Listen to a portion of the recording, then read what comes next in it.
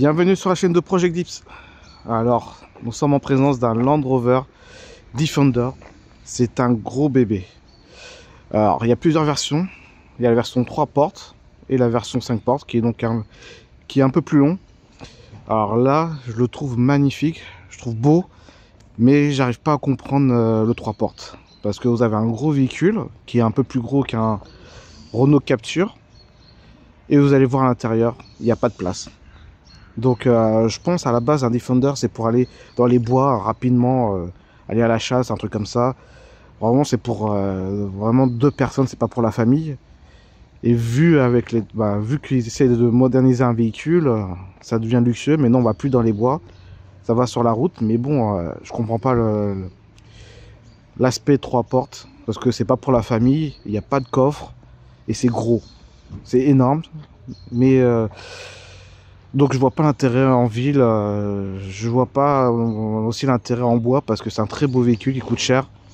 Aller dans la forêt avec ce genre de véhicule, vous allez vite l'abîmer. C'est un Defender à la base, les anciens c'était prévu pour, mais là, année 2024, si j'achète ça, j'aurais pas envie d'aller dans les bois. Et c'est pas utile pour les enfants, pour une famille.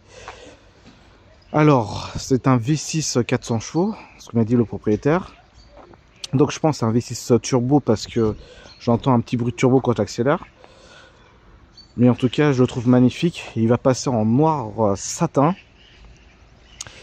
Parce que le client n'arrive pas à le revendre le véhicule. Le véhicule il est accidenté. Malheureusement, il y a un petit accident avant. Je vais faire le maximum pour le rattraper. Ça va être compliqué. Et après, il m'a demandé de faire les étriers. Les étriers en jaune. Donc ça va aller très bien.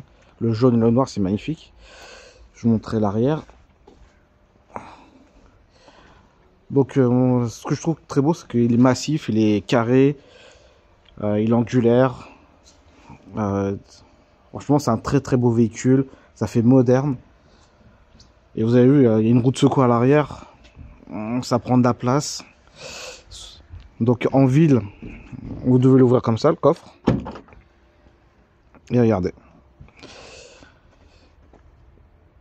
Je crois dans mon Veloster, il y a beaucoup plus de coffres que ça. Ça, on doit être le double du coffre. Après, je pense qu'on est c'est très confortable à l'avant. On va y aller. Donc c'est très beau, hein. Si vous regardez les finitions. Après voilà, c'est un 4x4, donc il n'y a pas du cuir ou du Alcantara. Le tableau de bord, c'est un peu, ouais. J'aime bien. T'as de la place pour les deux personnes à l'avant. L'arrière, on dirait qu'il y a un peu de place. Donc ça veut dire qu'à chaque fois, on doit faire rentrer. En plus, c'est très haut, donc l'accès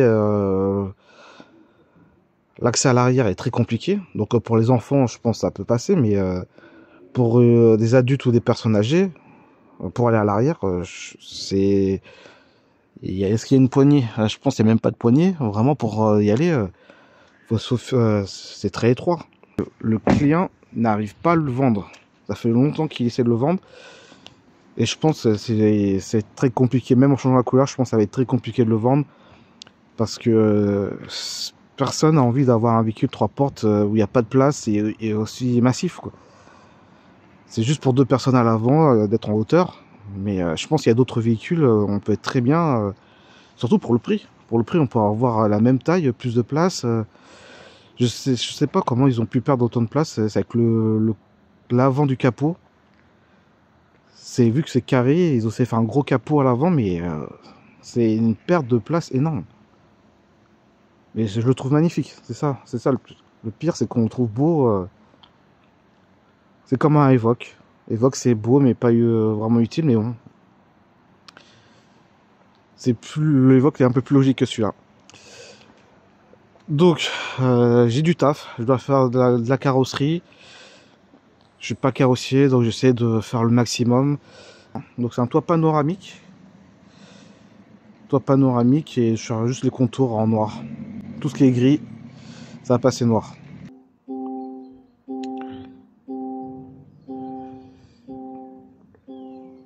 Et après, il y a ça aussi pour voir l'arrière. Donc c'est pas très visible. Je sais, ça apporte pas grand chose. Après, il y a bien la caméra de recul. Hein. La caméra de recul s'affiche ici. Mais après, le rétroviseur, c'est vrai qu'il n'y a pas de visibilité, mais j'ai l'impression qu'on voit pas grand chose quand même. L'angle il est pas bon, c'est pas un grand angle, on dirait. J'ai essayé de faire une manœuvre avec, j'ai pas trop réussi, donc heureusement il y a la caméra de recul. Et sinon, il y a un beau toit panneau. Il est même ouvrant, je crois. Ouais, c'est ça, il est ouvrant.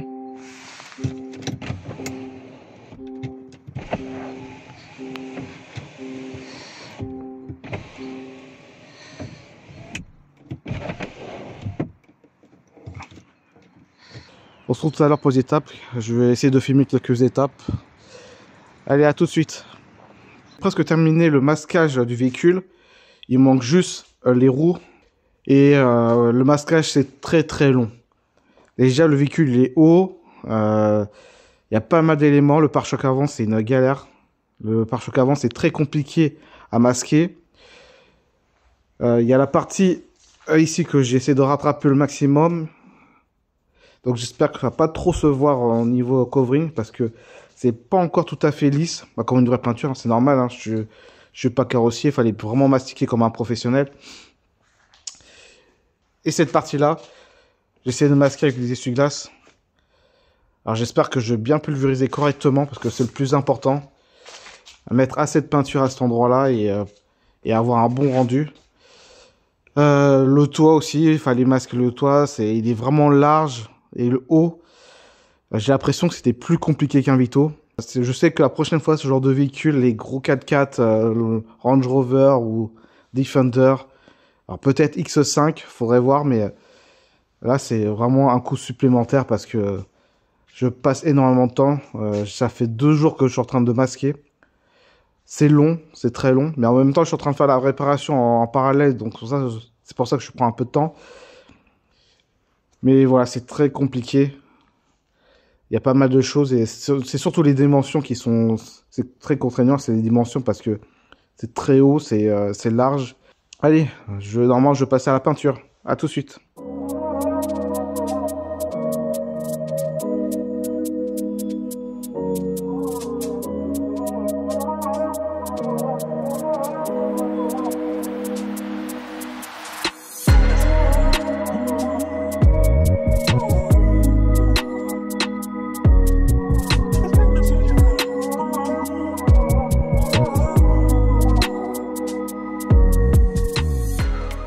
Voilà, la peinture pelable est terminée. Donc c'est un noir uni avec une finition satin.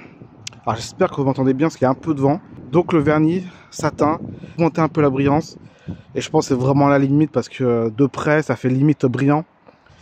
Et de loin ça fait un effet satin. Donc pour moi ça me va. Sur les côtés ça va très bien. Après comme vous voyez sur le capot ça brille un peu plus parce qu'il y a la lumière qui vient directement du ciel. Donc l'effet brillant est un peu plus accentué. Mais ça donne un effet limite un peu trop brillant. Donc c'est pour ça. Si le client il veut quelque chose de satin limite mat, je baisserai la brillance. Mais sinon je pense que le satin, on va se baser sur ça. Et comme vous voyez, j'ai fait les étriers en jaune, bien sûr avec du vernis. C'est de la peinture haute température. Noir et jaune, ça va très bien ensemble. Sur des jantes noires. L'effet jaune un peu flashy, ça, il ressort énormément. Et surtout qu'il y a des super beaux étriers. Et ensuite, j'ai fait l'arrière avec la roue de secours. Tout ce qui était gris est passé noir, bien sûr. Et voilà, même en haut, après il y a le toit panneau, mais en haut il y avait des parties grises, donc ça a été peint, bien sûr. Alors, ce genre de véhicule, c'est très compliqué à faire. Finalement, il n'est pas très long. Mais il est haut et pour peindre correctement les choses, c'est-à-dire le toit, la partie du toit et le capot, il faut être assez grand et c'est assez compliqué. Et il y a pas mal de choses à masquer, surtout comme vous voyez un pare-choc avant comme ça. Il y avait toute la grille, il y a des petits endroits où il faut masquer, certaines parties du capot il faut masquer. Et le plus complexe, c'est cette partie-là. Je suis un peu mitigé sur le rendu parce que finalement on ne peut pas pulvériser correctement. Donc ça fait un peu de grain un peu partout. Mais bon, en moins en tout cas c'est noir et c'est noir un peu brillant. Vous voyez. Hein. Donc c'est pour ça que ce véhicule est très compliqué. J'ai fait 2 fois des Vito et je préfère me travailler sur un Vito même si c'est beaucoup plus grand. J'utilise plus de produits. En moins c'est beaucoup plus simple à masquer. Et là, sur cette partie-là, comme vous voyez, au niveau des essuie-glaces, c'était la première fois que je réalise ce genre de choses. Je crois qu'il y a le Clash G qui est à peu près pareil. Même si on a la visicroue des essuie-glaces, et ben, je pense qu'il faut une machine pour les enlever parce que ça s'enlève pas si simplement que ça. Si vous avez aimé la vidéo, bon, il n'y a rien d'exceptionnel, hein, c'est une couleur basique. Mais n'hésitez pas à liker, mettre un commentaire, c'est pour le bien de la chaîne. Merci en tout cas pour votre visionnage. Allez, à plus!